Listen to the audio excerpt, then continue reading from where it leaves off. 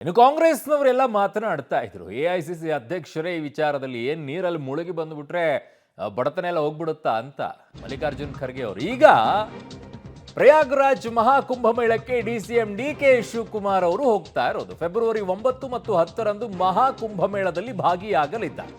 February 9ರ ಬೆಳಗ್ಗೆ ಪ್ರಯಾಗ್ರಾಜ್ನ ತಲುಪಲಿದ್ದಾರೆ DK Shivakumar ಅವರು.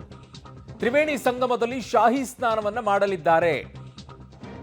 ಪ್ರಯಾಗ್ರಾಜ್ನ ಮಹಾಕುಂಭಮೇಳಕ್ಕೆ ಉಪಮುಖ್ಯಮಂತ್ರಿ ಆಗಿರುವಂತ ಡಿಕೆ ಶಿವಕುಮಾರ್ ಅವರಿಗೆ ಸ್ವಲ್ಪ ಈ ದೇವರ ಬಗ್ಗೆ ಈ ನಂಬಿಕೆಗಳು ಇವೆಲ್ಲವೂ ಕೂಡ ಅವರಿಗೆ ಅತ್ಯಂತ ಪ್ರೀತಿಯ ಪಾತ್ರ ಅವರಿಗೆ.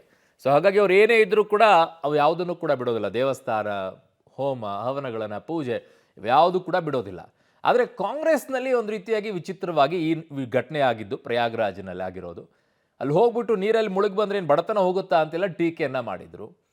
ಈಗ ಡಿ ಕೆ ಶಿವಕುಮಾರ್ ಅವರೇ ಹೋಗ್ತಾ ಇದ್ದಾರೆ. ಅವ್ರು ಇಲ್ಲಿ ರಾಜ್ಯದ ಕೆಪಿಸಿ ಅಧ್ಯಕ್ಷರು, ಅಲ್ಲಿ ರಾಷ್ಟ್ರದ ಕಾಂಗ್ರೆಸ್ನ ಅಧ್ಯಕ್ಷ ಮಲ್ಲಿಕಾರ್ಜುನ್ ಖರ್ಗೆ ಅವರು ಹಾಗೆ ಹೇಳಿದ್ದಾರೆ. ಇಲ್ಲಿ ಇವರು ಹೀಗೆ ಮಾಡ್ತಾ ಇದ್ದಾರೆ.